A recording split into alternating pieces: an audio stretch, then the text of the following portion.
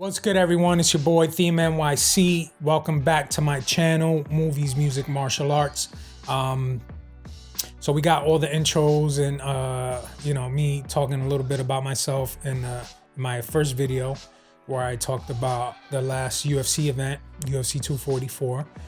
So now we're gonna talk a little bit about some movies. One of my favorite things that I hold close is Die Hard is one of my favorites. That's my number one favorite action flick of all time.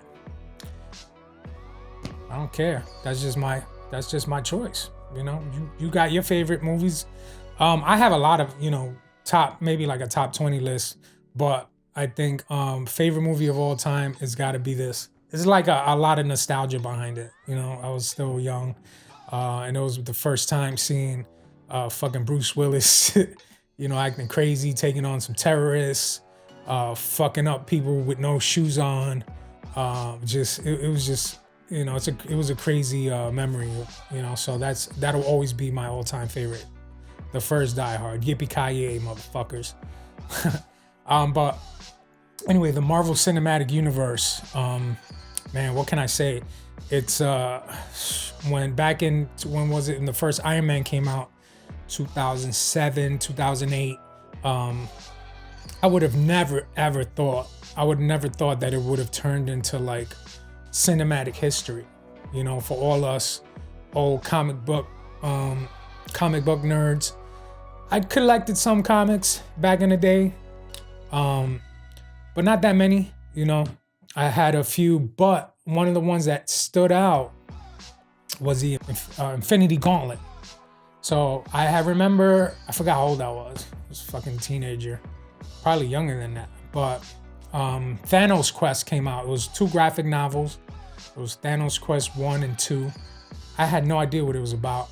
I didn't know what Thanos was, but I think a friend of mine recommended it. I ended up getting a copy, both of them. And then the limited series, the Infinity Gauntlet, came out, and it was just about, in the first 2 Thanos quests, he was collecting all the Infinity Gems. In the comics, it's the Infinity Gems.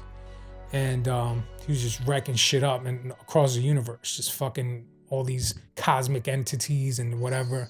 So it was different in the comics, obviously, because they got to change it up for the movies. And so now in the adaptation, the Infinity War Saga, the Infinity Saga, I would have never thought that, from that very first Iron Man movie, and then seeing let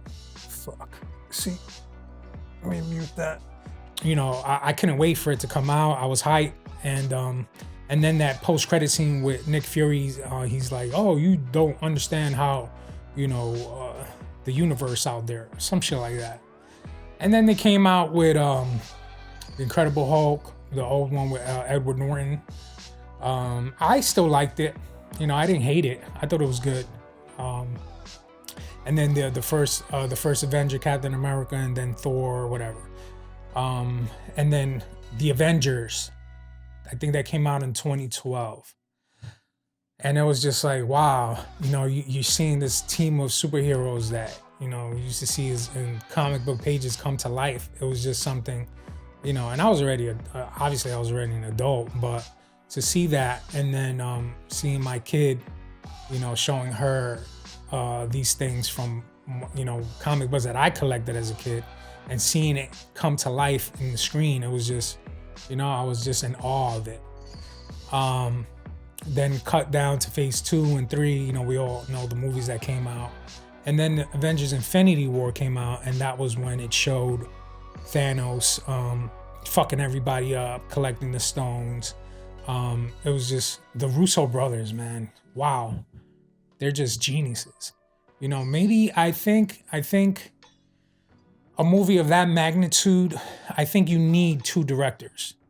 Because I remember seeing Joss Whedon, the original director of the first and second Avengers. He was just out of it.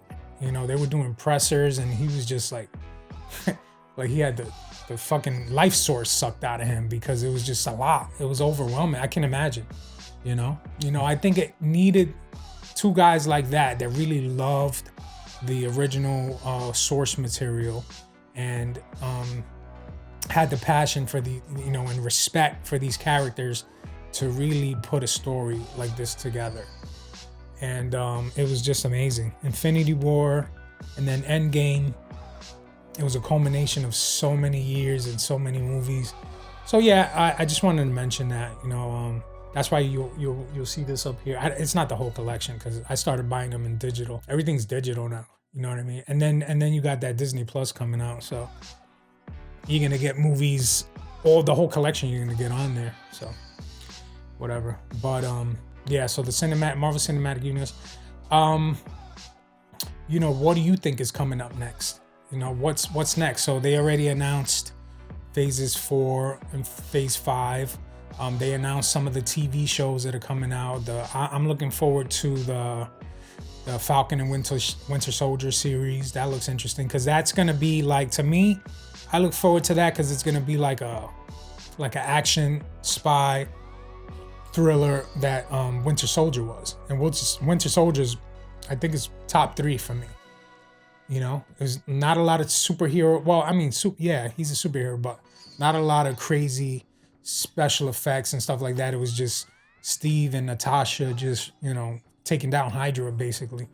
So I think that Falcon and the Winter Soldier is going to continue in that type of genre of superhero, well, TV shows now. But I mean, I think that, you know, I think that a TV series will do their story arcs a lot more justice than just a 2-hour movie, you know. So it's gonna get into their history and their character developments a lot better. So I'm looking forward to that. I'm looking forward to the what is it? The WandaVision. There's a few more that I can't remember off the top of my head, but I can't wait to see what, you know. I'll be a big kid forever. You know, I can't wait to see what else is coming out. Eventually, when they bring in the X-Men and the Fantastic Four, I'm guessing they'll bring in Galactus as the main villain. They need like an overarching villain, you know, to all these movies. So I'm guessing it'll be Galactus or maybe Doctor Doom. So we'll see. But it's an exciting time to be around for these movies, man, because with the technology that they got now, it's just the shit that they're doing is amazing. You know, I'm just like a super fan of that stuff. So, what do you guys think? You know, what's coming up next? You know, after phase 5, I know they announced Blade. But that's not coming till late phase 5. The Thor Love and Thunder, they got Natalie Portman coming back as the Thor, the new Thor, the female Thor. You know, so there's a lot of cool shit that's coming up. I can't wait to see it. But anyway, let's cut to something new that I just saw over the weekend with my girl, which was we went to see Terminator Dark Fate. Well, it's not even a reboot, it's a sequel that supposedly they're disregarding Terminator Rise of the Machines, and they're disregarding all the other shitty ones that came out. The Salvation, which I think I might have seen once, but it was like so forgettable. And then Terminator Genesis, the way they call that shit online, Terminator Genesis. That shit was kind of trash. So I was a little skeptical about this one going in. I saw it last night, and I'm not gonna spoil anything, but I thought it was okay. There's some things that they did with some character that a lot of people aren't gonna like. That right off the bat they did it in the beginning of the movie. So, you know, a lot of people aren't gonna like that. Some things to the plot that didn't really, you know, I guess make sense. But I think the new characters that they brought in, the new I guess protagonist of the movie, I forgot her name. I suck at remembering names. Like, if you gotta really like introduce yourself maybe like 3-4 times before your name gets embedded in my stupid ass brain.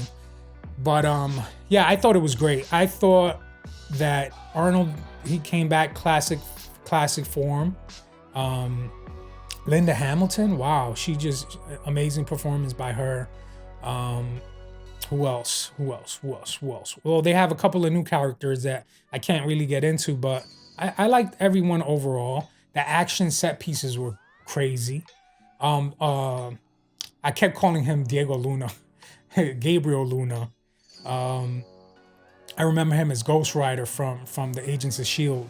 series. So I knew who the guy was, but he was a great villain. He was a great, they call him the Rev 9. He was like the T-1000 times 3. Like he did, you know what he reminded me of? Venom.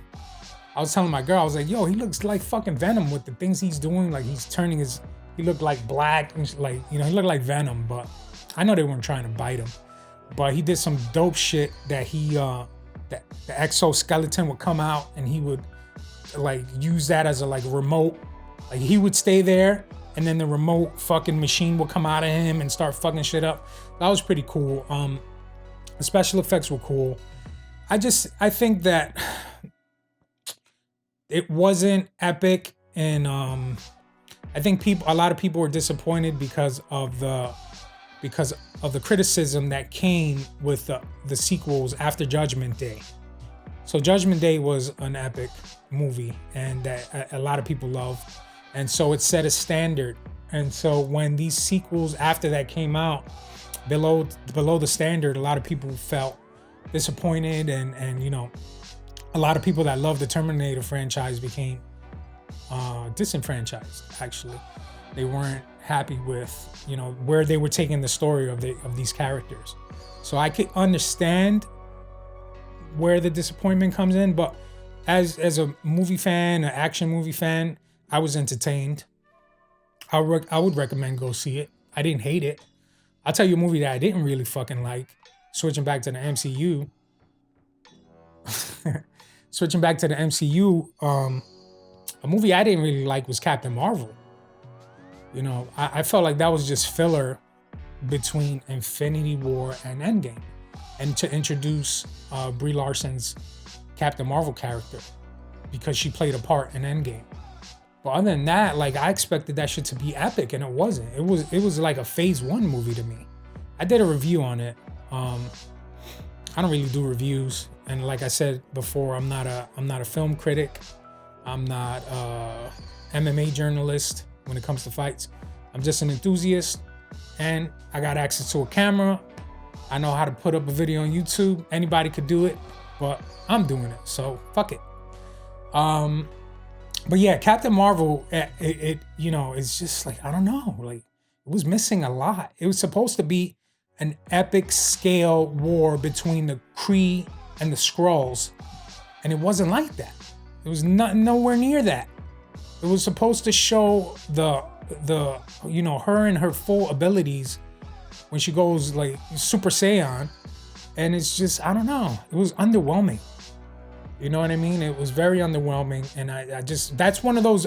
Listen, I think I might have seen the Winter Soldier like countless times. I don't even remember.